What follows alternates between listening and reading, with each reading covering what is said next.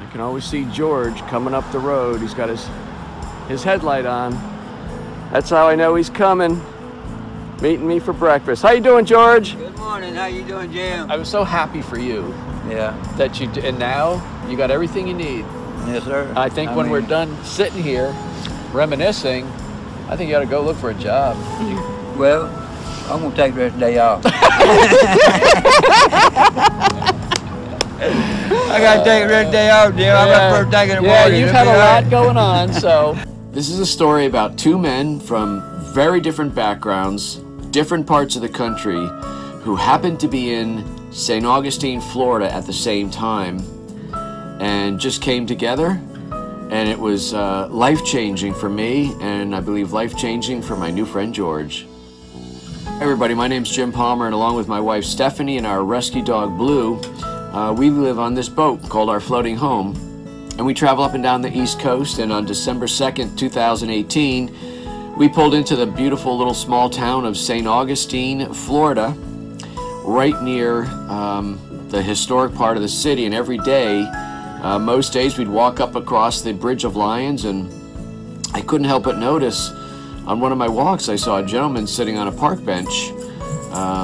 I figured he was homeless, and we saw some other homeless in the city. And one morning I decided on my early morning walk to take some bagels over, and I saw this man sitting on the bench as did my walk, and I kind of circled the park and approached him from the front because I didn't want to startle him. And I said, "Excuse me, sir, are you hungry?" And he says, "Yes, sir, I am." And I gave him some food, and he said, "Thank you very much. God bless you. I just want you to know I don't drink and I don't do drugs, and I really appreciate your generosity."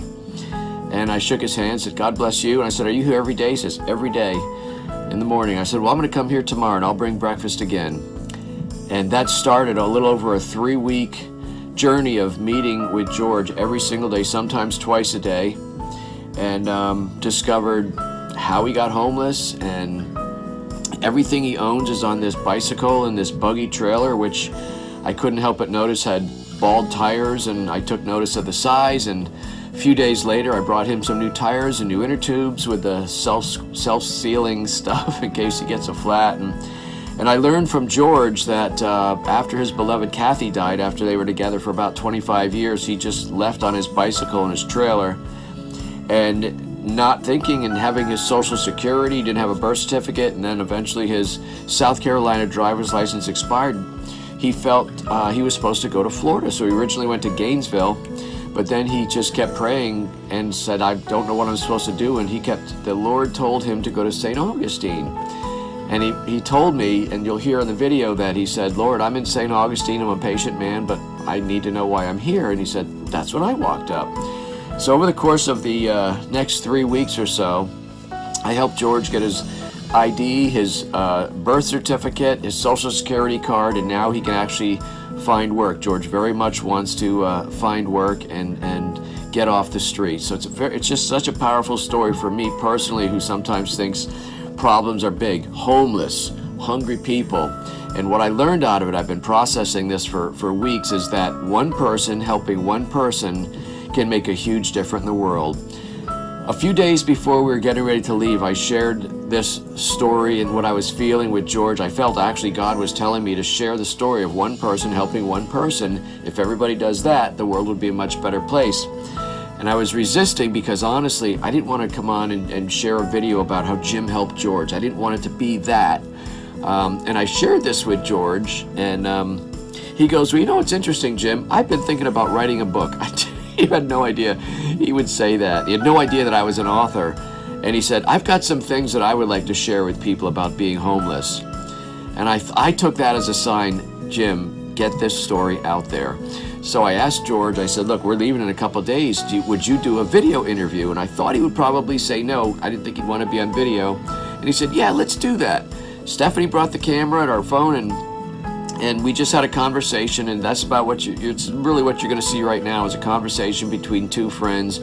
George has an awful lot to share, and as you'll hear, I will tease him constantly. "You got everything you need, now go get a job." And interestingly enough, he had an old phone that was no longer working. I got the phone working.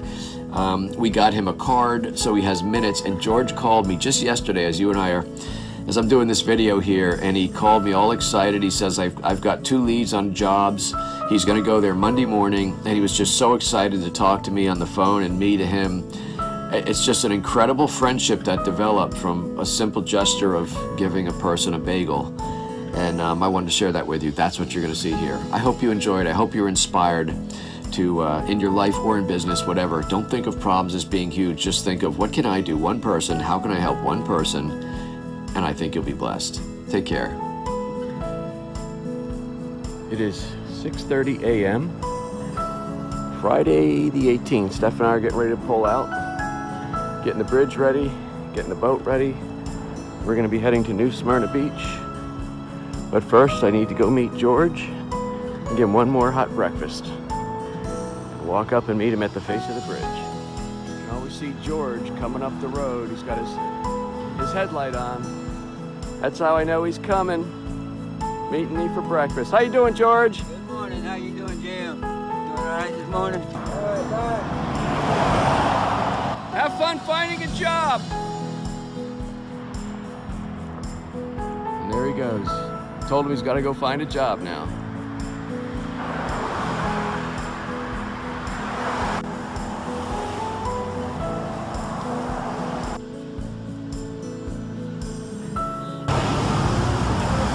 What's up, Hollywood? Hollywood George.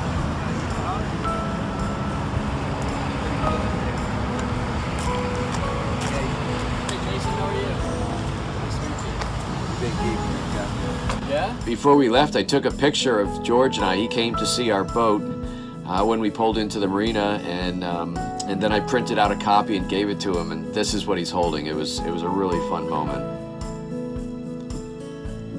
There's your buddy Jim. Jim and George. Look at that. We look like twins. Couple of troublemakers, what you look like.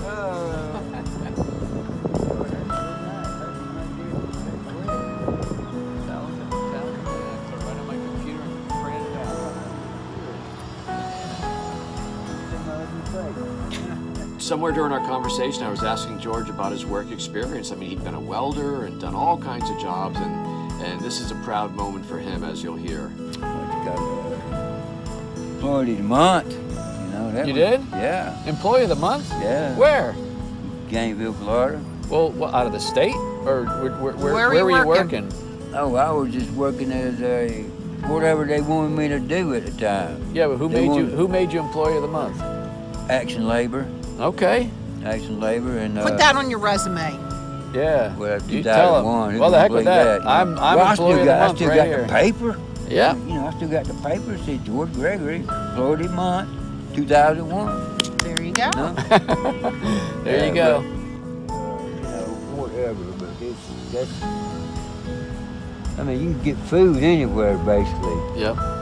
But it's kind of hard to do without the situation, without the money situation. You got to have a few dollars in your pocket or whatever.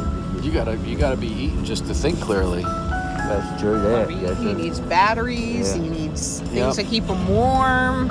Oh yeah, thank you for the socks. Are they warm? Did you wear I them? got them on now. All right. Yeah, I got them He's on got now. his warm Yeah. Look at socks those. on. You're supposed to save them for when you're sleeping at night. You don't need them all I day had to put them long. on now. I put them on. I couldn't believe how soft. I said, Are they so warm? I said, this is what real socks feel like on your feet. Damn. Without, And he had 2 hand warmers in this morning. yeah, and without taking a sewing kit and sewing the ends of them up, you know, that's what I've been having to do, you know. Oh, really? Sewing? Yeah. Jim doesn't know what sewing is. I take my socks, and I'm Yeah. sitting around doing nothing, you know. I just take them and sew the ends up where they've been, you know. Where your toes are sticking out? Yeah, and back heel, whatever, you know. I didn't know you needed socks that bad. No, you know, I don't tell people what I really need. Most of the time, I just, you know, Well, somebody told Stephanie, maybe it was that little angel. yeah, Yep. exactly. That little angel exactly. right here on his shoulder. And I appreciate it, Stephanie, very much. I asked George why he doesn't go to shelters, and this was everything he owns is in this bike and buggy, and he will not take his eyes off it. Uneasy people down there, I would Okay. say, you know, maybe I put it that way. But I don't like being around a lot of crowded people. And when I I don't like going down there. I have to lock my bike up. Then I gotta watch my bike. Then I gotta watch who's around my bike. Yeah. I got, several things I don't like going down there. There's a lot of drunks and a lot of drugs going on. And we've been here 6 weeks, and I told this morning, I'm going to be sad to leave here tomorrow. I'm going to be really sad to see y'all leave. Not because you've been really nice to me and gave me food and everything. I appreciate that. The Lord knows that. But just for a friend, you know. Yep. Somebody I can sit down and talk to and be honest with and tell them my story, what the true life is about. Well, your phone works now, and you have my number, so we can talk. Yeah, he watches those minutes, though. Don't go wasting his minutes. Now, well, listen, if you get down there, you let me know. We'll send you another card, right? Another minute card. No, I probably won't do that. Well, then I'll just send it to you anyway. I'll send it to you anyway, and you can throw it out or give it to somebody. Oh, no, I ain't throwing it. I know. No, you can't do that. He doesn't waste a thing. No, I don't waste. I got stuff in that bag right there since 1999. I believe it. I really do. Yeah, those are good-looking saddlebags. But them saddlebags, they come back by that time too. Plus, I got some other stuff that I don't tell nobody about. I want them to know about, because if I did, they'd try to steal it and rob me before they try to do that anyway. That's the reason I got to keep my eye on the bike 24/7. Yeah, talk about how you, when you get out there and make your nest. Well, when I first get in there, I make sure there ain't nobody been in, really. Right. Because I will leave something behind. And so if they want it, they'll pick it up and they will take it. That way at least me know it's been undisturbed. Somebody has been there. It's like a red towel I had. Right. It's gone. But I don't know. I left it out there one time before, several times before, really. Nobody had bothered it. But there had been a raccoon and possum back there. Yeah. So I imagine they might have took it and make them a nest with it, you know. Well, talk about how you make your... how do you make your little home? Okay, when I first get there, I get everything out. I pull everything when I need it. Right. I get my piece of plastic, not a piece of plastic, but a piece of tarp, lay down on the ground there. Then I get another little blanket, I lay on top of it. Then I get the tarp, and I put it over top of me. And what I got left over is what I cover up with.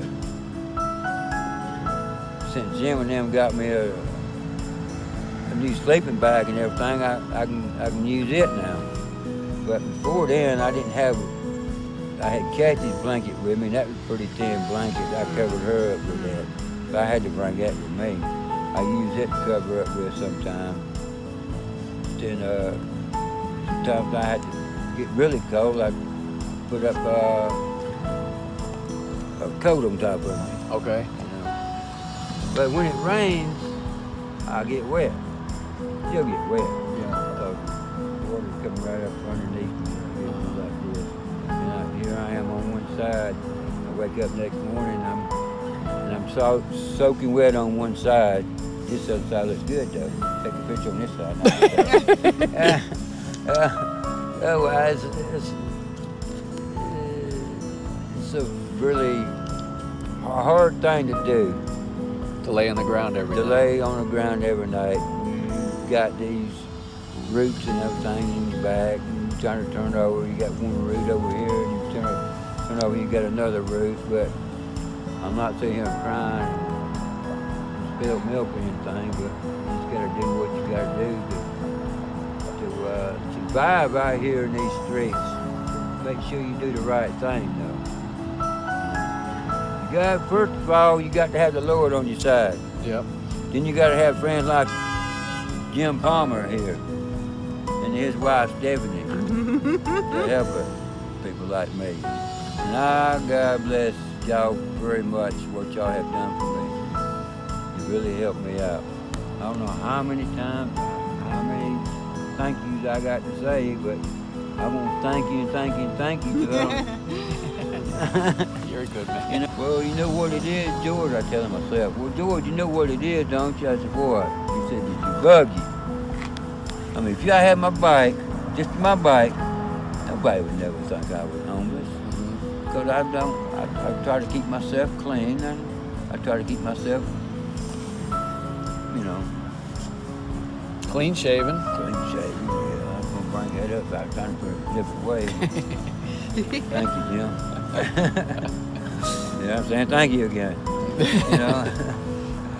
But, you know, it's a hard struggle out here.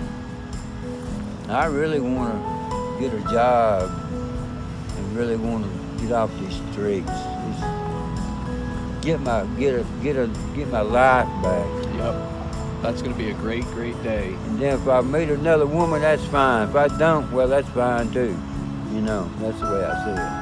The Lord wants me to have someone, He'll bring it to me just like He brought Cassie to me. Yep.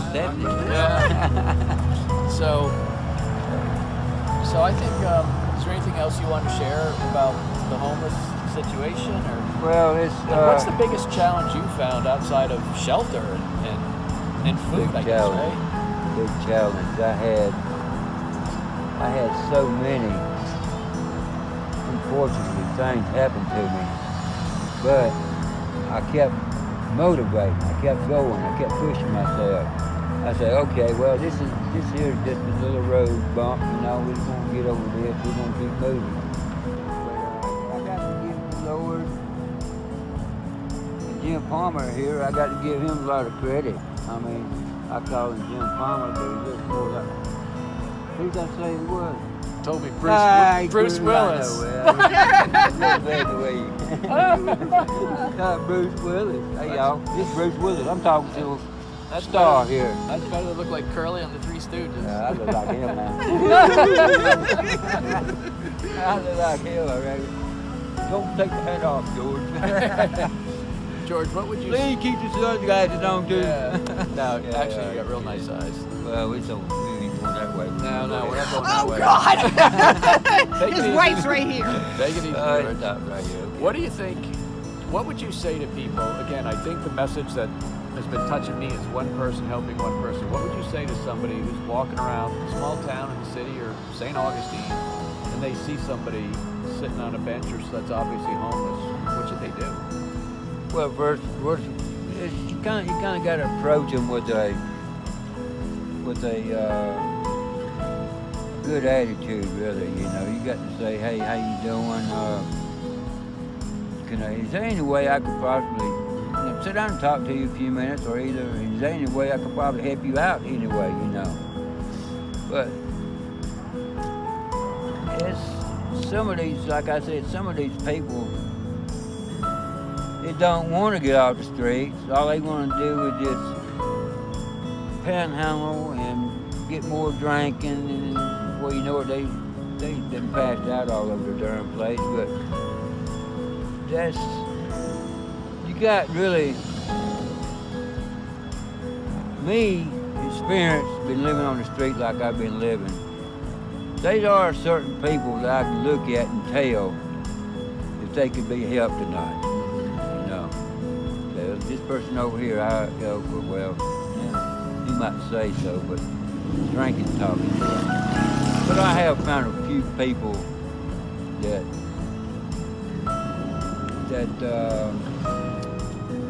want to be helped, and they, like my situation, they didn't know how to get help. How did you find out about St. Francis, which is a wonderful organization here in town? Well, years ago, I come over here years ago, and when I was riding back then, when I had my swing and all, I rode good places back then. But I always liked St. Augustine, and I came over here. St. Francis has really had changed since then. The other, in addition to St. Francis, is Officer, your police Caroline. Officer Officer Caroline. Caroline. Now she's been on my side. Yes. The whole time. I was hoping I could meet her, but what a wonderful woman she sounds like. She is a wonderful officer, and she is the one that motivated me to go down to St. Francis too to get this stuff started, you know. I got to put her in the loop too, because she was everything Augustine, Florida, Caroline. And she's looked out for you. I And saw her when I was coming around the bridge. I saw her chatting it up with you. She come over here the other day, and I showed her, I was getting my ID and everything. She was so happy for me, you know. Like, if she ain't been an officer at the time, I think she'd give me a hug, you know. But now, maybe I'll take me. Oh, she's a really nice lady. And she's been good to me, really. I mean, she don't talk harsh to me. She talks to me like a human being. Yeah. You know, like these other people just walk by and you don't say anything, just with a snub on their face. And oh, you ain't no but a drunk, you know. I can see it in their eyes. You know, I can tell when they walk by me. They won't smile and say good morning or happy afternoon or whatever. I always speak to the people. Keep right on walking after that. Ain't that rude? It is. You know, that's rude. I think say good morning or something, you know. Just being polite doesn't cost anything, does it? No, I mean, these people are just so screw-hearted, cold-hearted, I would say. And it makes me want to go back to the mountains and hide from these people, you know. Go up and hide from these people. But I say, no, they ain't running me out of here. I got things to do. So he closed the door, sent me over here, and I got here safely. I didn't know why the Lord sent me here. I've been here every day. The Lord, you got me here for a reason, and what is the reason? Nothing come up, you know. Nothing come up. Well, I'm a patient man, Lord. I can hang in here, you know. And next thing I know, you come walking up. And that's it right there. Gave you a bagel. Yeah, you gave me a bagel. Yeah, that was the turning point right there. You turned my life around, Jim. And I want to thank you for so much for it. Yes, sir. You're a good man. You're Thank a good you very friend. much. Thank you so much, Jim. You and Stephanie have really meant forward for me. What are you going to do tomorrow after breakfast? I'm going to look for a job. That's right. As soon as I get my oatmeal and eggs. That's eggs. Oh, okay. Oh, wait a minute. I had to throw We'll do it again tomorrow. I had to throw that in there, you know. We're pulling out about 7 o'clock. Okay. So you'll be over here with Mike at that point. Right. So you'll see us take off. I'll toot the horn a little bit. Yeah, you walk right out the dock and wave to me. I can take a picture of you. You can do that. Yeah, I got the camera on mine. I know you do. I'm high class. You're hooked up. I'm high class. I got a minute I was so phone. glad you got to come on the boat and stuff. Oh, that was beautiful boat. Beautiful. Thank you. Lord, you got room for me? We sure do. God, yeah, no. This is the moment when George called me after we got his phone working when his new birth certificate arrived. And he called me and said, "Jim, I'm holding it." It reminded me when someone gets their driver's license. It was a very, very cool moment. Well, first driving lesson or or either got driving license, Yeah. you know, we put it that way. You're like, Okay. "Jim, I'm holding it." Yeah, it was. I was like, I was so touched. I was so happy for you yeah. that you did. And now you got everything you need. Yes, sir. I think when we're done sitting here reminiscing, I think you ought to go look for a job. Well, I'm going to take the rest of the day off.